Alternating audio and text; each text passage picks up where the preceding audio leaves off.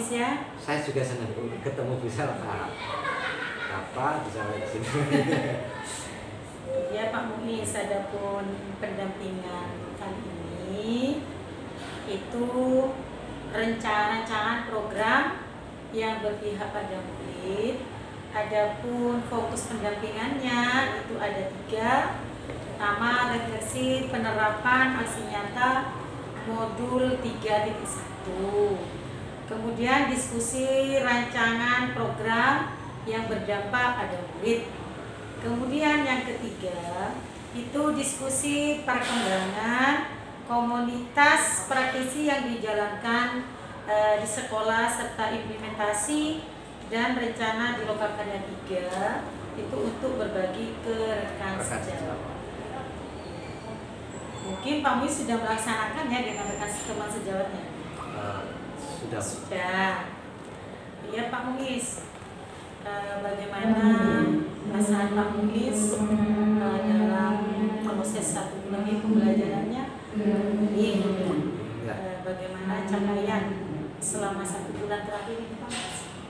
Ya, alhamdulillah Bu ya, saya bisa mengikuti pembelajaran secara daring LMS dari modul 1 ya, pengambilan keputusan, 3.2 sumber daya, dan 3 itu pengelolaan program, 3.3 itu pengelolaan program berdampak pada murid, dan ditambah lagi dengan yang lainnya ya. Di sini saya mendapat pengalaman dan itu sudah saya terapkan khususnya pada pengambilan keputusan dan pengelolaan aset. Ini pada salah satunya adalah pembelajaran diferensiasi. Saya mengambil keputusan tersebut karena kita itu kurikulum merdeka ya. Terus di sekolah kita kurikulum merdeka, kemudian saya mengambil ada potensi anak dan itu saya lakukan diagnosis kesiapan diferensiasinya, terus ambil keputusan untuk membuat strategi itu. Oke, dalam 1 bulan Ya. itu sudah pencapaiannya Ya, sudah terus ya. Ya, terus tambah lagi Bu, itu apa yang pengidentifikasi aset ya, untuk modul 3 tujuannya aset yang ada di sekolah itu ya. aset ya. Ya Pak Muis, apa rencana tindak lanjut dari pendampingan sebelumnya Pak Muis? Kalau pendampingan kemarin itu kan diferensiasi PSE ya, pembelajaran sosial emosional. Dalam kemarin itu tindak lanjutnya sebagaimana saat bincang PI 4 itu saya akan melakukan PSE ya, karena saya masih di PSP kemarin kan stoknya kurang mantap ya. Jadi PSE nya saya akan mempelajari PSE lagi dan mungkin menambah diferensiasi agar lebih variatif. Kemarin itu kan stok, mungkin ada sapanangan, mungkin ada hal yang lain ya. Benar PSE tapi strateginya beda-beda sehingga lebih variatif dan diferensiasinya tidak hanya proses konten tapi yang lain. Mungkin hal-hal yang dianggap sebagai capaian selama 1 bulan terakhir ini menurut Pak Muis? Capaian itu saya itu menerapkan materi pemimpin pembelajaran ya, diferensiasi tadi ya. Terus pengimbasan ke rekan sejawat. Setelah saya di PI 4 itu memahami oh ini kurang, kan ada refleksi Bu ya, ada refleksi sehingga saya mengetahui dan bisa berkolaborasi dengan Ibu untuk merefleksikan itu. Saya dengan teman di sini ada 2, ada teman guru PS sama teman guru bahasa Indonesia, sama-sama guru kelas 7. Berarti kalau kolaborasinya dengan guru ya, ini komunitas praktisi IKN, bahwa ini ada yang baru, Hal yang di PSSI mungkin mereka tidak baru, tapi PSI seperti apa sih ya? Akhirnya meditasi kayak meditasi itu mindfulness. Nah, terus merubah pola pikir saya. Sebelumnya itu gak duwe ini, gak iso. Nah, misalnya berpikir pada berbasis kekurangan, maka iso kok ini ya. Sekarang berubah, bagaimana dengan kekurangan itu kita bisa mewujudkan sama, tapi berpikir ke yang ada, yang dimiliki apa. Jadi kalau di teori itu berbasis kekuatan. Terus merubah tindakan apapun itu berdasarkan tahapan baca. Nah, itu capaian yang sudah saya lakukan. Ya mungkin ada kendala-kendala itu mesti, tapi saya sudah mulai melakukan, mulai berpikir, melakukan tindakan itu kita sesuaikan dengan apa yang sudah saya dapatkan di PGP ini. Cara mengatasi kendalanya itu bagaimana Pak Mas? Untuk kendala itu tetap kendala tetap tidak bisa dipikir sendiri ya. Jadi karena saya di lembaga, maka saya akan merujuk ke pimpinan dulu untuk masuk ke ranah berikutnya. Misalnya saya harus berkolaborasi dengan teman atau dengan murid, apalagi dengan murid, maka saya harus ke misalnya curhat ke kepala sekolah dulu. Kepala sekolah di sini sangat mendukung ya Pak ya? Sangat mendukung untuk program ini, karena yakin dengan program ini bisa merubah dan mendorong, paling enggak mendorong untuk kualitas yang lebih baik. Itu ya. Okay. Kemudian untuk penerapan aksi nyata di modul 3.1 itu bagaimana proses Bapak Muiz dalam menemukan atau mengidentifikasi sumber daya yang ada di sekolah? Oh ya, yang saya lakukan itu. Yang pertama saya harus untuk diri saya sendiri harus paham tujuh aset itu ya. Terus kemudian maksud saya harus menulis atau bisa mengetahui semua aset yang ada di sekolah ini, baik internal maupun di luar. Biasanya itu yang di sini itu apa saja, mulai dari gedung sampai DNA, namanya biotik sama abiotik. Terus saya petakan atau identifikasi mana yang modal ketujuh modal, mana yang modal manusia, mana sampai modal finansial. Ya, itu yang kedua. Yang ketiga, berkoordinasi lagi dengan kepala sekolah dan rekan-rekan untuk memaksimalkan aset itu sehingga bisa mendorong sekolah menjadi yang berkualitas, lebih berkualitas. Contohnya aset yang misalnya kan aset tadi ada siswa dan ada contohnya gimana? Kalau siswa ya, siswa di sini pemanfaatannya. Nah, pada siswa ini terkait kebersihan, saya kaitkan dengan karena saya dapat tugas untuk kebersihan. Jadi dalam kebersihan ini siswa diajak untuk membiasakan bersih. Piket di sini saya memberikan alhamdulillah ini didukung kepala sekolah, bahwa kepala sekolah dukungannya kebijakan terkait dengan politik atau kebijakan, bahwa piket itu dilaksanakan setelah pembelajaran jadi jam 10 pulang. Untuk wali murid mendukung ya pembiasaan di rumah. Memang di sini antara kebiasaan siswa di kelas terkait kebersihan aja ya tentunya. Itu mungkin tidak sama Bu di rumah.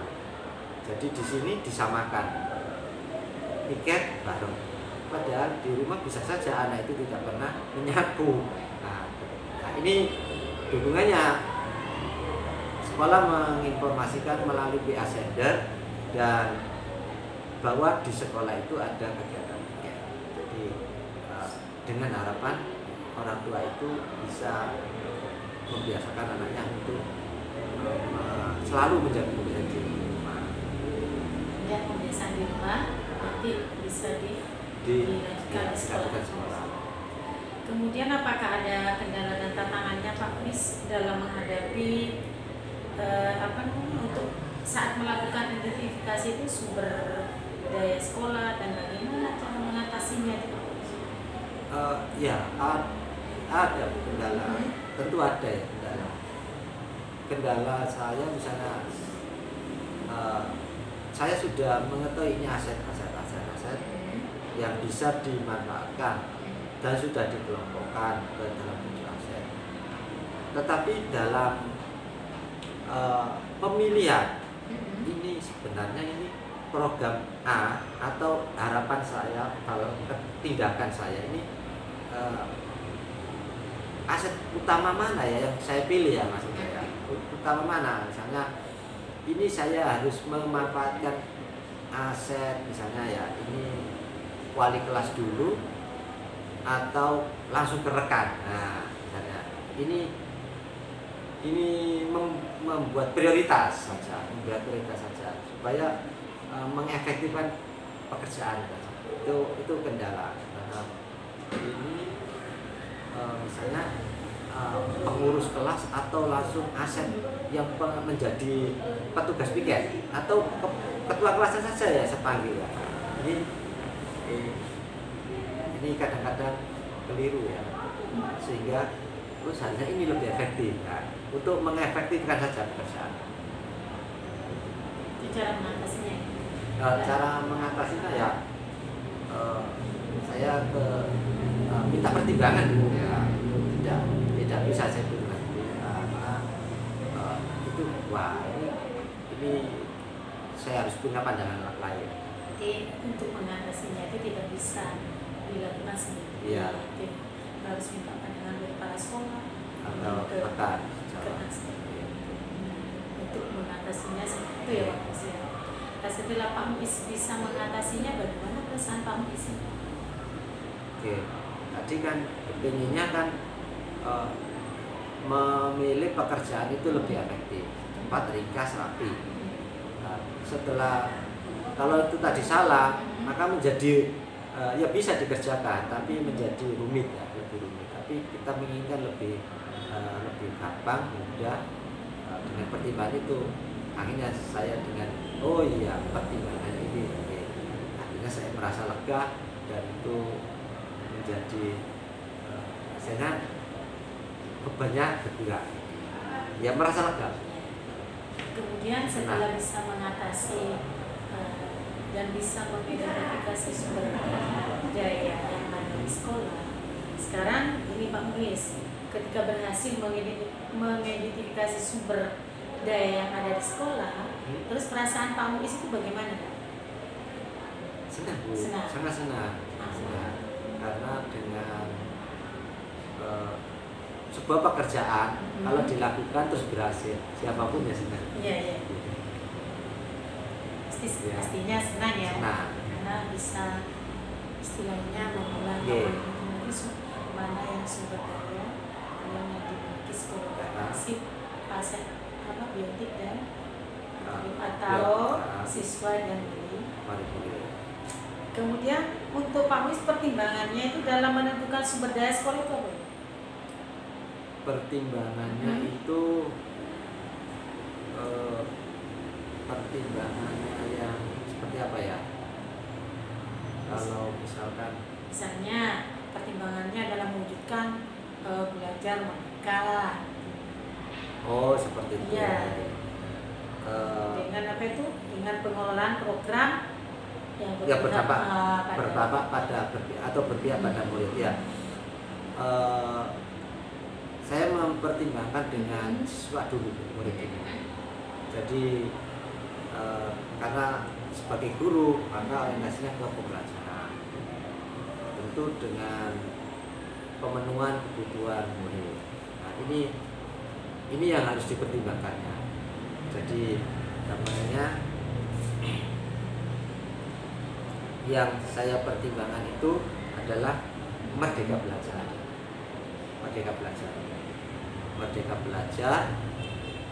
nah, karena berpihak pada murid ya, dan itu mana kekuatan mana kelemahan. Nah, artinya atap ya, itu namanya atap ya, aset ya, atap atau baca ya, sehingga rentetannya ke baca itu penting.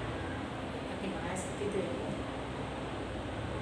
Apakah terdapat hal yang lain Pak yang dapat dilakukan itu dijadikan sebagai itu yang belum Bapak temukan dalam proses yang sudah berlangsung di sekolah?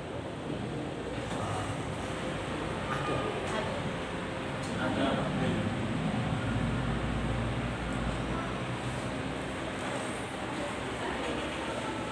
Contohnya? Oh ada Bu. Ini lingkungan, ya. Modal lingkungan dan alam. Jadi alam misalnya di sini, anak itu kan bergeragam. Lingkungan anak di kampung atau di rumah sekitar masing-masing itu kan berbeda. Nah, di sini disamakan, dibiasakan seperti ini. Nah, itu kan kami atau saya itu masih kesulitan. Seperti apa ya kebiasaan anak itu di rumah masing-masing. Ini kalau mengidentifikasi rumit ya. Misalnya dari kelas saya 32, ini kebiasaannya apa ya?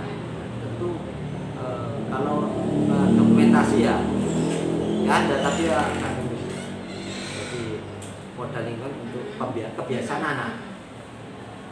Nanti bisa melakukan pemetaan. Ya, pemetaan bisa. Dengan sumber daya yang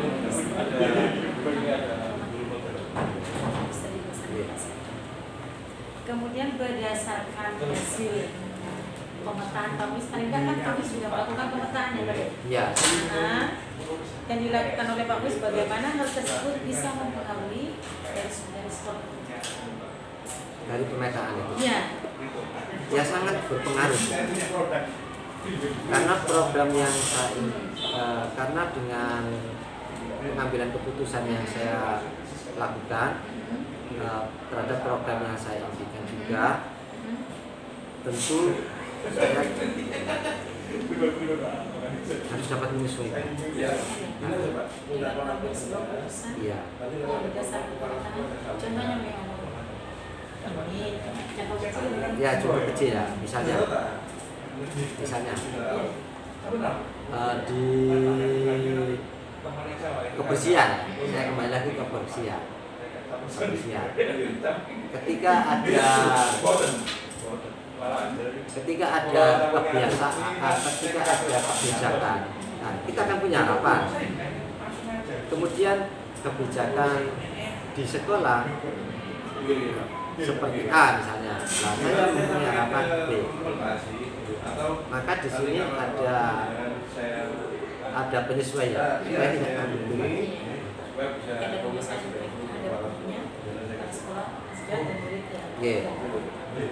Apa hal yang masih perlu dikembangkan atau perlu dievaluasi lagi dalam pemetaan? Yang perlu dikembangkan itu saya kira semua aset itu sudah bisa diidentifikasi ya. Itu tadi alam dan politik, di mana saya harus dapat alam dan politik ya, terkait kebijakan alam tadi ya, mungkin lingkungan ya. Itu mungkin di mana saya dapat meningkatkan kerjasama dengan di luar sekolah atau dapat penunjang. Saya masih kesulitan dengan mendatangkan guru tamu.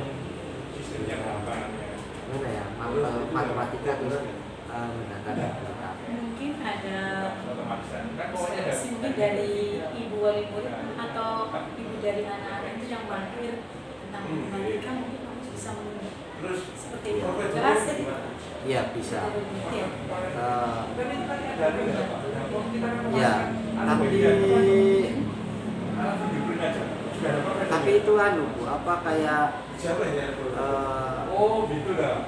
di aset kita wali murid itu kebanyakan bekerja. Mungkin kalau jadi guru ya guru, kalau dosen ya dosen, kalau jualan ya jualan. Ini menjadikan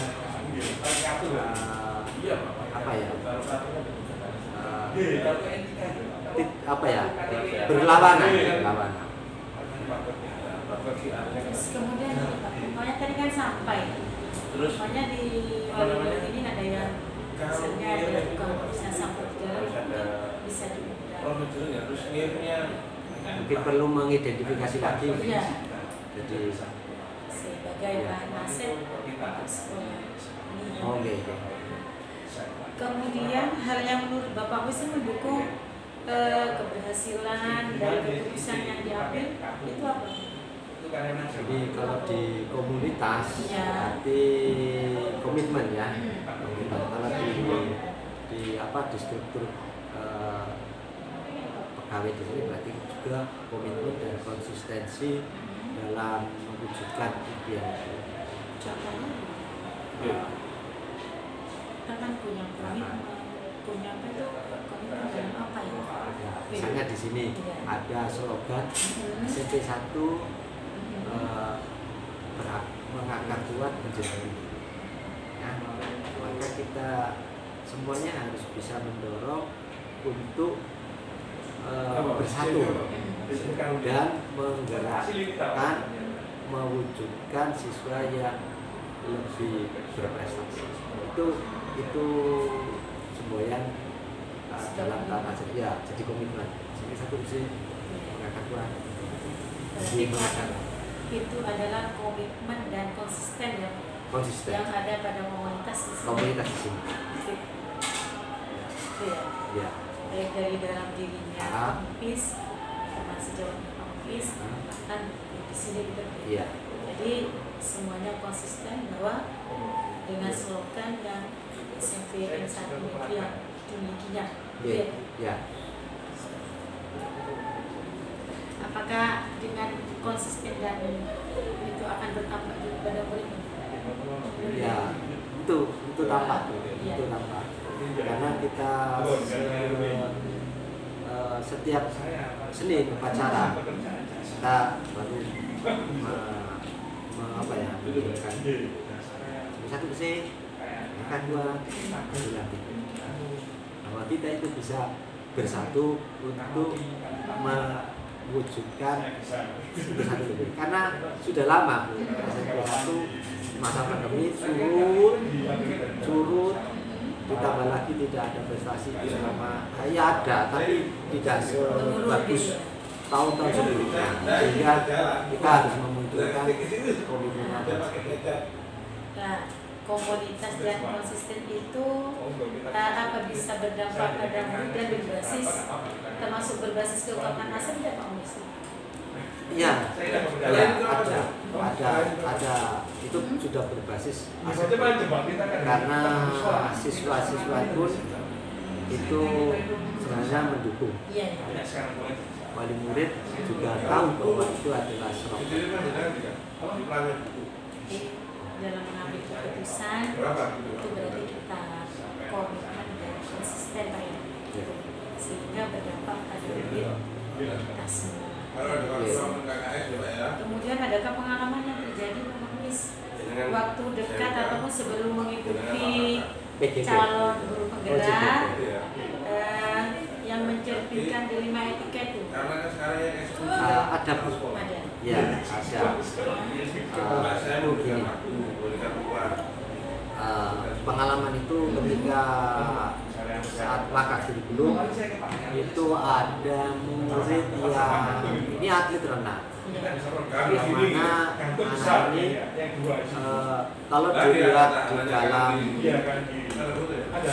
kalau dilihat di dalam absensinya itu kurang memenuhi kriteria. Saat itu kita naikkan kelas, alfanya banyak soalnya, alfanya banyak. Terus kemudian protes guru-guru karena tidak banyak mengerjakan tugasnya bolong-bolong. Nah, guru-guru ini protes kalau anak itu dinaikkan. Ya, ini istilahnya paradigmanya keadilan rasa kasihan. Ya ini saya berkoordinasi waktu itu memimpin rapat ya, koordinasi dengan sekolah dan wali kelas khususnya ke guru BK. Karena di sini yang mengkoordinasi adalah guru BK. Maka di sini dan wali murid kita undang untuk menyelesaikan ini dan ya, karena dilema etika itu membutuhkan koordinasi dan memutuskan, mengambil keputusan naik, tapi dengan komitmen, naik dengan komitmen. Kemudian itu mencerminkan kepentingan murid. Kalau dengan teman sejat, dengan mendukung murid, dengan teman sejawat, dilema etika yang tetap kasus ini kan? Iya. Tetap kasus ini. Bapak Ibu guru telah memahami bahwa di dalam kondisi tertentu itu sebenarnya kita harus bisa mengambil sikap untuk cross check ya, dengan berkoordinasi itu cross check bahwa hal yang sebenarnya itu tidak langsung frontal. Iya. Kemudian menurut Bapak Mis, apakah proses pengambilan keputusan yang dilakukan sudah sesuai dengan prinsip dan lengkap yang dipelajari pada modul 3? Insya Allah sudah Bu. Insya Allah sudah dengan menggunakan, saya selalu mengacu pada 4 paradigma, 3 prinsip dan 9 pengujian keputusan itu, yaitu mulai apa ya, mengidentifikasi nilai-nilai yang bertentangan sampai dengan refleksi. Ini ada 4, 3, 9 ini dalam menggunakan pengambilan keputusan itu. Ya. Yang menurut Bapak Muiz masih perlu dikembangkan atau perlu dievaluasi dari proses pengambilan keputusan tersebut apa?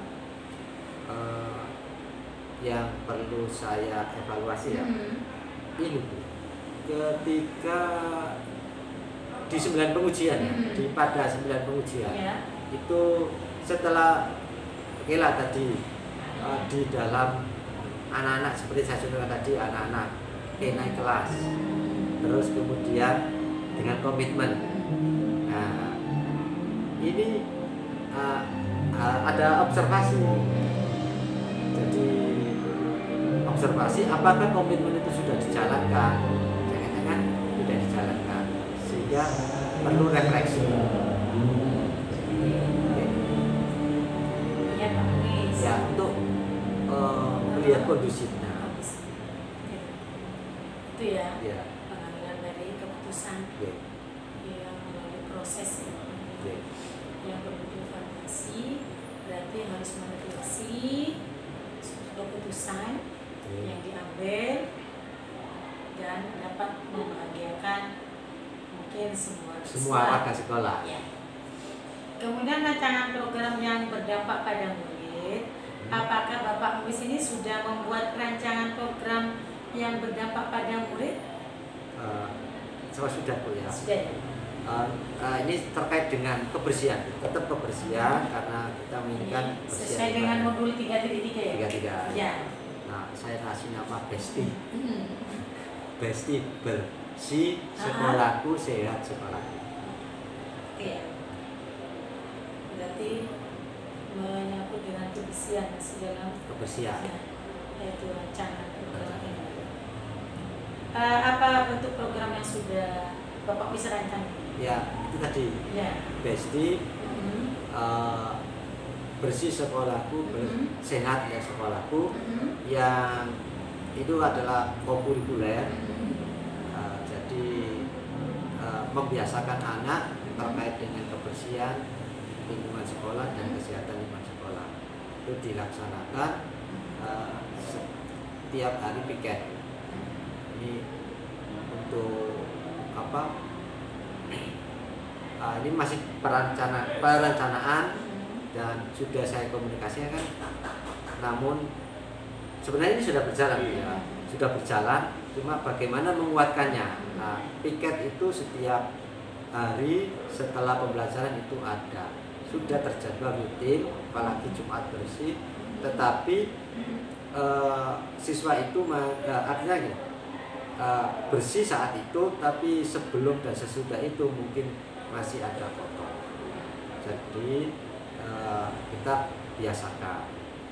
Nah, ini saya rencanakan siapa yang terlibat, nanti bagaimana monitoring dan evaluasinya itu sudah saya rancang. Ini berbeda dengan yang lain. Saya mau melibatkan murid ya, murid. Nanti ini ada aset OSIS, ada aset guru penanggung jawab rujukan, ada aset wali kelas, ada bak sampah, ada secara finansial, ada bahwa kita disiapkan alat-alat yang dibelanjakan melalui siklab positif. Dukungan apa saja yang Bapak Mis itu perlukan untuk menerapkan program yang sudah dibuat itu? Dukungan itu kebijakan kepala sekolah sendiri dan kebijakannya, karena kepala sekolah sebagai pimpinan di sini bagaimana membuat kebijakan yang bisa mendukung, apa itu dengan kebijakan tertulis atau tidak ke personil di sekolah ini, atau mungkin aturan, mungkin finansial juga. Iya, finansial untuk penghargaan. Wali kelas itu juga bentuk dukungan untuk program ini. Dan siswa. Komite juga dimasukkan. Komite ya, komite Bu ya. Iya. Berarti nanti kolaborasi itu perlu ya Bang Mis dengan pihak yang terkait yang menjadi stakeholder yang ada di sekolah. Stakeholder untuk di sekolah untuk mendukung. Kemudian apa yang menjadi tantangan untuk Pak Muis ini dalam melaksanakan rancangan program yang sudah dibuat? Untuk tantangan itu gini, pada siswa ya, siswa itu di sini banyak siswa yang beragam, kembali lagi ke aspek lingkungan dan alam, menyamakan pembiasaan di sekolah dengan nanti tantangannya itu untuk solusi rencana. Ini masih satu rencana ya, kita melakukan pengurusnya itu tidak memastikan pengurusnya ini harus sama memiliki lingkungan dan kayak mood yang sama terhadap kebersihan. Itu mungkin bisa menanggulangi atau meminimalisir hambatan tersebut, kesulitan itu. Itu ya, berarti untuk menghadapi tantangan kita harus kerjasama itu ada untuk mengatasi itu. Iya. Nanti dengan ya. Pembina OSIS ini. Iya. Tapi masih dengan aset yang ada di sekolah. Iya. Siswa. Siswa. Kemudian ini Pak,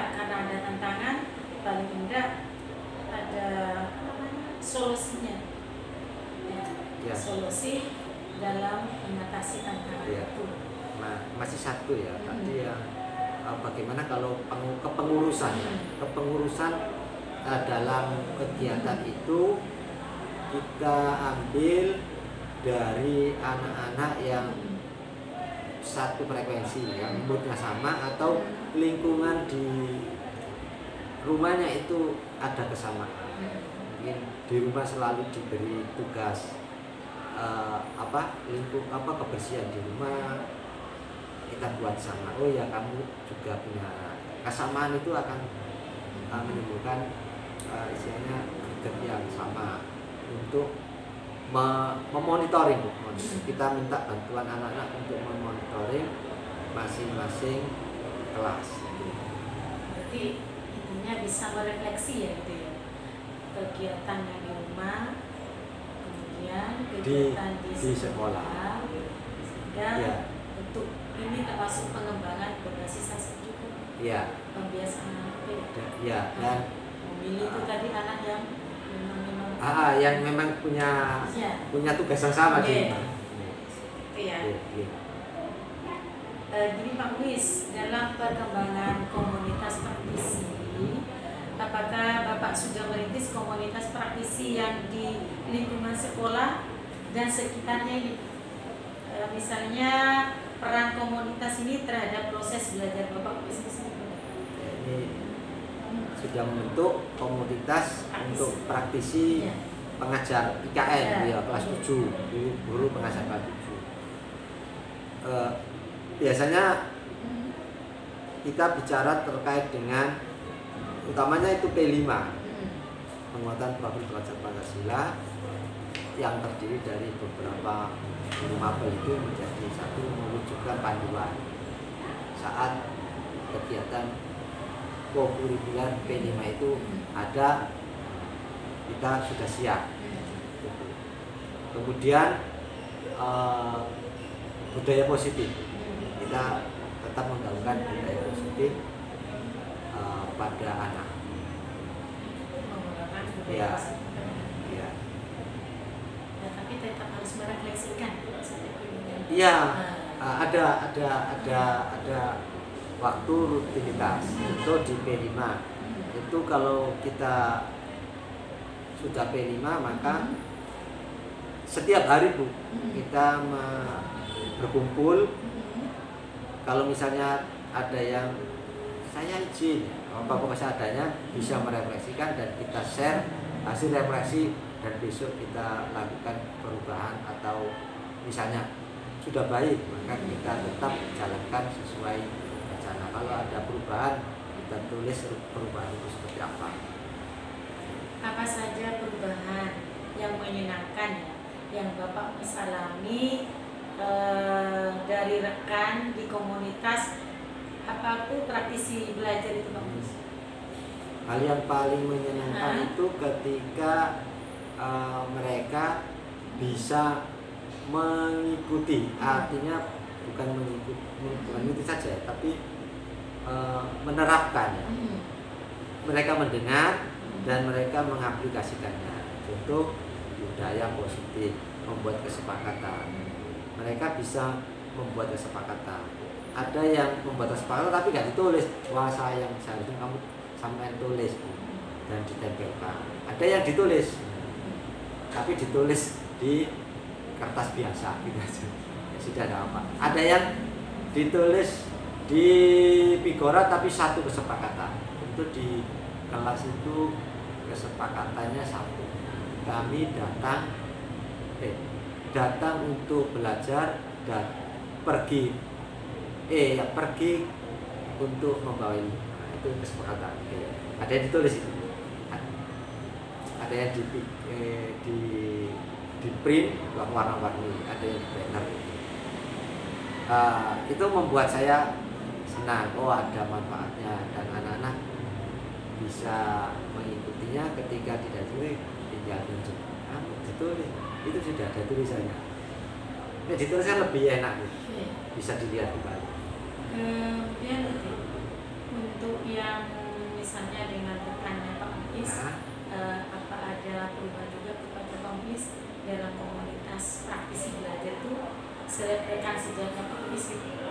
Iya, perubahan seperti apa? Iya, misalnya bisa kolaborasi komunitas praktisi pembelajaran, misalnya bersama-sama untuk mendesain atau melaksanakan rancangan program Pak Muis itu apa? Gitu kan? Oh iya, ya.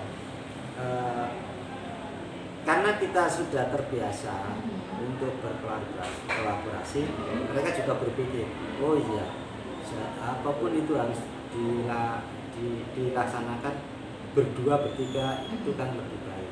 Sebenarnya dulu ngomongnya itu telaah ya, jadi membuat RPP. Pak, kelas 7 besok gimana Pak? Ini saya punya ide RPP-nya. Tukar apa? Tukar LKS. Saya punya ide LKS ini. Nah, yang seni saya, tapi teman saya yang matematika itu juga punya LKS dikasihkan saya. Saya punya ide sebenarnya. Ngajarnya ini kayaknya enak. Ini sudah ada yang ini saya download itu seperti itu Pak, saya modifikasi lagi dan saya ringkas tidak sekian pertemuan, cukup ini aja menyesuaikan materi. Mereka memakai dan mereka perasaan senang dan itu terbawa ketika penulisan soal ulangan aja bertukar. Ulangannya gini ya, udah, tapi jangan dikasihkan ya soalnya nanti bocor. Begitu. Itu pun kalau di luar itu biasanya juga sharing, apalagi PMM itu, Pak ini kok hampir sama, kan ada kesamaan topik-topik di PMM dengan PPP itu. Mereka juga bertanya kepada saya, bertanya dengan terkait itu, ini ada budaya, oh ya itu mirip budaya positif yang Pak Muis ajarkan, apalagi yang itu diferensiasi, mungkin bunyinya tidak dengan tapi berpihak pada itu seperti itu. Berarti Pak Muis selingano ya, saling berbagi praktik baik ya, atas praktisi belajar itu. Ya, ketika saya syuting gitu, itu baik. Ya, tapi ini ya saya tunjukkan yang baiknya saja, jangan ini anak elek saling. Nah, dengan model seperti itu ini Bu, nanti anak seperti ini itu. Tapi saya upload di YouTube aja, tidak sampai ada yang di PMM. Tapi sudah banyak itu. Ya. Sebenarnya 2000. Ya itu, tapi nggak ada peningkatan itu. Harusnya dalam sekian bulan harusnya ada peningkatan. Nanti yang mandek. Kemudian apa rencana yang akan dilakukan komunitas praktis Bapak Muis setelah program ini selesai? Program guru penggerak ini? Ya. Ya saya pinginnya tetap ada komunitas yang saya bentuk sebelumnya dengan kesepakatan teman-teman itu. Mungkin kalau tahun berikutnya mereka mungkin berubah ya, karena saya kemarin itu bilang ke guru pengajar kelas 7, harapannya itu guru IKN. Nanti kalau berubah ya kita sesuaikan nanti anggotanya, dan harapannya tetap ada, terjaga itu ya melestarikannya dengan kegiatan rutin. Kalau misalnya nggak ada P5 ya nanti ada paling tidak ada kegiatan per bulanan atau akhir semester, paling nggak satu semester itu refleksi dari pembelajaran yang ada. Dan saling support kalau selesai tapi tetap jalan. Ini program yang baik ya Pak. Kemudian apa dukungan yang Bapak perlukan untuk komunitas praktis Bapak Muis ini agar bisa terus belajar bersama? Belajar bersama. Iya. Tentu komunitas ini ada. Ini dulu itu di kampanye di pertemuan ya. Saat itu pertemuan dan disepakati sama komunitasnya. Nah, komunitas ini tetap ada, dukungannya ya dari pimpinan. Misalnya pimpinan itu melegalkan, misalnya tetap kita legalkan lagi bahwa komunitas guru IKN tetap ada. Terus mendukung ya semuanya program. Kita diberi misalnya waktu longgar, ada waktu luang. Guru yang mengajar IKM komunitas ini bisa melakukan diskusi di ruangan ini, atau ada waktu waktu dan ruang yang bisa dipakai untuk diskusi. Enggak ada ruang maksudnya kesempatan. Misalnya kepala sekolah ini yang ada kegiatan full ya mungkin supaya tidak keras ya dipertimbangkan bahwa ini ada pertemuan nanti atau diberi kesempatan untuk diskusi. Itu dukungan ya. Intinya setelah acara ini selesai, kegiatan kamu berarti paling tidak kita tetap ucapkan pada komunitas praktis ya. Mudah-mudahan istiqomah. Iya. Karena ini demi perubahan juga ya, demi kemajuan sekolah itu yang akan datang gitu Pak ya. Ya Pak Muiz, kan Pak Muiz ini selesai melakukan pra-observasi ya, dengan teman sejawat. Bagaimana perasaannya Pak Muiz? Alhamdulillah. Setelah jadi observer ya? Iya, pra-observasi dengan rekan sejawat. Ya, alhamdulillah bisa menjalankan dan bisa saling memotivasi. Alhamdulillah teman saya juga welcome, merasa tidak tersibukkan. Nah, akan ada yang merasa tersibukkan Nah, ini teman saya tidak merasa disibukkan, merasa senang karena dengan kolaborasi mereka sadar bahwa ini adalah hal baik. Itu pada akhir PPI 4 ya Pak ya? Yang kemarin sudah ditugaskan untuk membimbing satu orang rekan sejawat dalam penyusunan RPP, juga melakukan observasi pembelajaran di kelas dengan rekan sejawat. Kemudian tujuan percakapan itu bagaimana sih? Analisis data observasi dari Pak Muiz ini? Pada pra-observasi. Pada pra-observasi tujuannya mereka itu ingin belajar, berdiskusi apakah pembelajaran saya ini, apakah ya rencana saya itu bisa dilaksanakan. Saya sharing terkait dengan RPP desainnya. Di sana saya menemukan ada 3 tujuan pembelajaran dan strateginya bermacam-macam.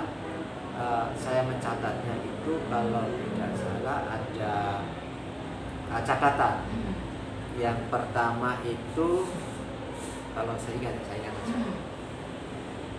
perlu memahami diferensiasi. Karena waktu itu saya tanya menggunakan produk, tapi produk dengan gaya belajar. Terus kita tanyakan lagi seperti apa kalau anak yang seperti ini, kata beliau kesulitan kalau audio ya Pak, audio bagaimana mengajarnya, terus disuruh menggambar. Nah, mengelompokkan ke audio tapi produknya disuruh menggambar. Ya akhirnya dilakukanlah revisi. Semula ditarget dengan video, menggunakan video, tapi berubah menjadi PPT biasa. Tapi ketika PPT biasa, mereka saat observasi, beliau menemukan ada anak yang tidak tahu peta. Bisa dilihat RPP-nya di sini. Ini RPP yang sudah direvisi. Kemudian ini hasilnya Pak ya. Iya.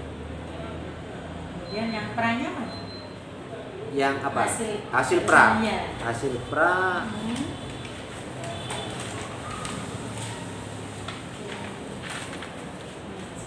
Ya, hasil pra. Nanti juga di Pak Muiz, ini nanti ini saya juga minta ya. Iya. Ini berarti hasil PP-nya, ini pra-nya ya Pak. Pra-nya. Kemudian akan menemukan area perkembangannya itu dan perbaiki diri yang hendak dilakukan oleh rekan sejawat itu Pak Muiz. Untuk Ini Pak Muiz ini untuk saya, maksudnya masukan kepada rekan sejawatnya masukan setelah membuat ini semua. Oh, oke. Nah, Itu tadi. iya. Karena catatan saya itu saat pra, guru kesulitan menyiapkan lingkungan belajar murid yang bergaya belajar audiovisual, memperdalam lagi konsep pembelajaran diferensiasi.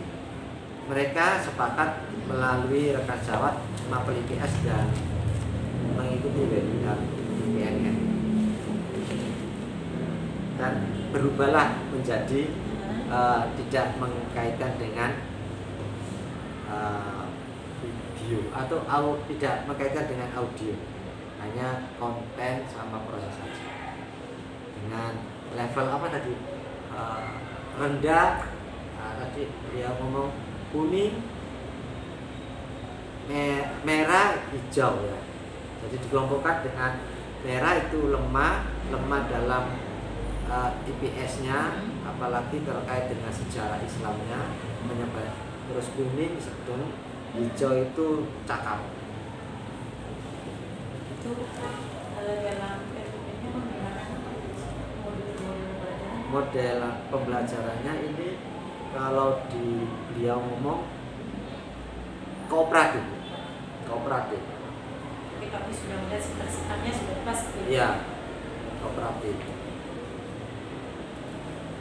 Ya, kami sudah melihat ya. Iya. Senang nggak kami melihat gitu? Senang Bu, kemarin. Gimana Bu? Ini belum di print Bu. Ketika saya pra itu belum di print, akhirnya nggak apa-apa Bu, kita lihat aja di dalam dalam laptopnya. Kemudian Pak Muiz, bagaimana rencana pengembangan diri Bapak Muiz setelah melakukan kegiatan pembimbingan dengan teman sejawat? Seperti apa Bu? Ini rencana pengembangan diri Bapak Muiz ya setelah melakukan kegiatan bimbingan dengan teman sejawat. Hanya gini, selalu melakukan kolaborasi pembelajaran mungkin melalui komunitas praktisi pembelajaran tadi, belajar tadi. Iya. Ya, ini selalu merefleksikan dalam hal ini rencana tindak lanjut kan? Untuk diri saya itu berarti kita selalu mengajak teman-teman untuk merefleksikan apa yang sudah baik dan yang kurang. Jadi kita mengajak teman-teman itu selalu berpikir belajar itu sebenarnya tidak teman-teman, anak-anak juga belajar itu ada perubahan dari yang kemarin dan sekarang, tahu benernya, tahu salahnya. Nah, kalau salah maka dilakukan perbaikannya seperti apa. Jadi bukan tetap itu namanya belajar itu. Kita lebih merancangnya Pak ya. Merancangnya. Merancang media. Merancang dengan zamannya, teknisinya. Iya, Ya? apalagi dengan adanya pembatasan media base. Paling nggak kan anak belajar ikut zaman. Ikuti zaman. Zaman Betul. saya dengan anak sekarang sudah beda. Iya. Jadi perancangan pembelajaran tentu harus disesuaikan dengan zaman sekarang dan Kemudian minatnya. minat Iya. dan apa ya? Keberagaman itu. Iya. Keberagaman muridnya. Keberagaman murid ditambah viral. Iya. Tambah viral. Iya. Setelah Bapak Muiz itu menjalankan program PGP ini, apa yang menurut Bapak Muiz itu paling dikuasai dari materi-materi yang sudah dipraktekkan itu? Ya, ada dari mulai filosofi ya, filosofi 1.1 sampai dengan 3.2 ini adalah ini Bu, terkait dengan pengambilan keputusan, terus budaya positif. Untuk diferensiasi sudah, tapi masih perlu tambahan untuk referensi supaya lebih variatif. Jadi di modul D1 itu kerja ya, terus budaya positif, terus modul 2 itu di diferensiasi, tapi masih perlu tambahan lagi.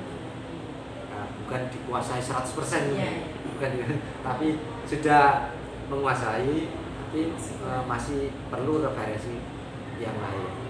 Untuk modul 3 ini adalah pengambilan keputusan terkait dilema. Kalau kita sudah tahu ini dilema atau bujukan moral, kalau sudah bujukan moral sudah jelas. Kita melakukan yang mana ya jelas, yang tidak bertentangan. Karena bujukan moral pasti ada yang bertentangan. Kalau dilema etika berarti apakah pengambilan keputusannya itu perlu pertimbangan atau bisa dilakukan di tempat. Nah, itu kan kita belajar bisa dan salah. Yang dikuasai Pak Muiz atau tadi praktekkan itu ya? Ya. Kemudian materi apa yang menurut Bapak Muiz ini ya rasakan masih membingungkan itu dan ingin mempelajari lebih dalam lagi? Yang pertama ini student agency. Student agency ini masih yang membingungkan ya. Terus iya, ada 3 itu, choice sama ini ya. Nah, ini terus ini kan hubungannya dengan merdeka belajar ya, di modul 1.1 itu kaitan itu. Nah, ini anak dibelajarkan untuk merasa memiliki bersuara, memiliki.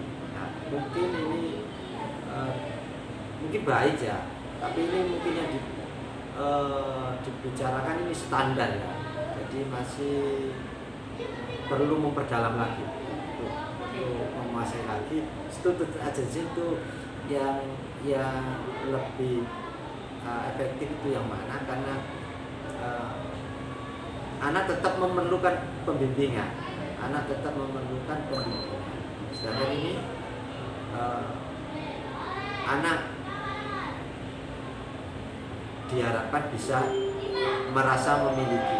Memang permulaannya dari voice ya, sampai dirasa ya. Saya kira kalau misalnya student agency ini untuk seluruh siswa tidak ya, kebanyakan ya yang saya lihat contoh itu mungkin ekstra kan hanya sebagai bagaimana dengan apakah student agency itu bisa diterapkan seluruh siswa. Nah, itu harus, apalagi merdeka belajar itu seperti apa ya, kalau apakah pemaksaan diri siswa, kita memaksa bukan untuk menjadi jelek, tapi memaksa untuk menjadi kebaikan, terbiasa dengan kebaikan itu. Apakah ini? Nah, ini perlu referensi lagi. Ditambah lagi itu tadi modul 2 TP 1 atau modul 2 yang terkait dengan pembahasan berpihak pada murid itu kan arahnya ke diferensiasi. Itu masih banyak belajarnya. Iya. Harus belajar lagi referensi. Pemetaan murid terus sampai ke, kalau pemetaan murid salah, apakah keputusan saya menjadi salah? Tentu bisa seperti itu. Iya, iya, diagnosis saya salah. Nah, anak ini seharusnya pintar, tapi ketika waktu kita memantau atau memberikan tes itu menjadi anak itu ada pengaruh apa-apa, terus menjadi hasil tes diagnosis menjadi kurang akurat, menjadikan keputusan menjadi salah. Nah, ini apakah diferensiasinya itu menjadi berjalan? Nah, ini artinya dari tes diagnosis ini harus belajar banyak, masih banyak, apalagi diferensiasi, strategi diferensiasi itu kan masih umum ya. Variatifnya mungkin konten, produk, proses, tapi tekniknya kan masih belum tergambar semuanya. Iya, perlu membaca referensi lagi.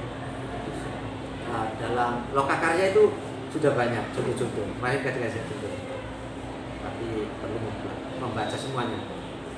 Ya, nanti mudah-mudahan bisa mencoba satu persatu, bisa jadi ya. Ya, mungkin pertemuan hari ini Pak Muiz saya cukupkan di sini dulu. Nanti sampai berjumpa kembali di pendampingan 6 ya Pak Muiz.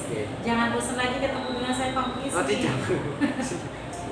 Ya, karena takutnya bosan ini Pak Muiz. Saya cuma mengingatkan ini. Nanti sebelum PI 6 dilaksanakan, itu Pak Muiz nanti menyebarkan kuesioner, survei feedback yang 360 sesuai peran dan jenjang yang diakui oleh CGP.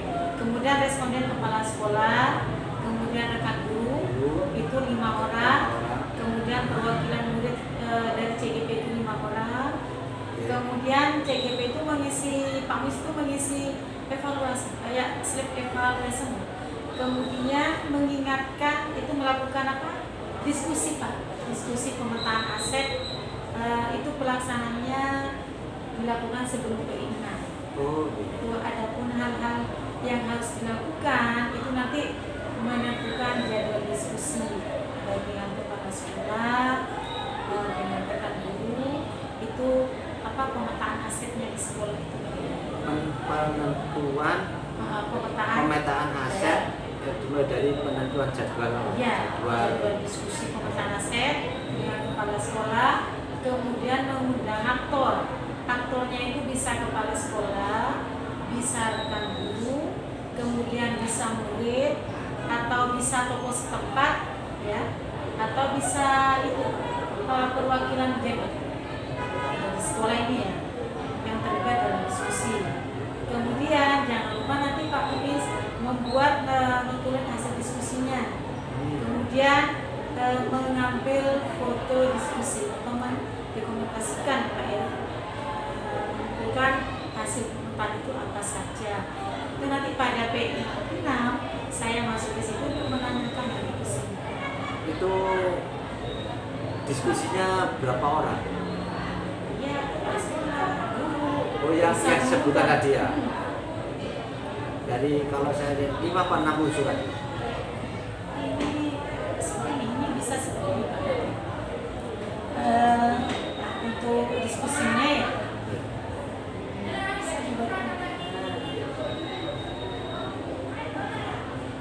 Ini kan kegiatan pemetaan aset. Oh, ya. Diskusi di ruang tertentu. Iya.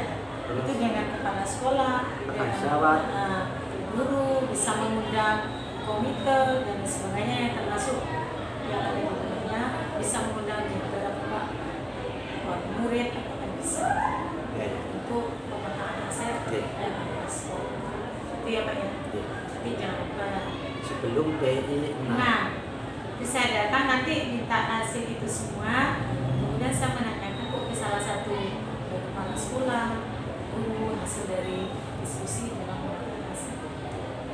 Jangan lupa itu surveinya.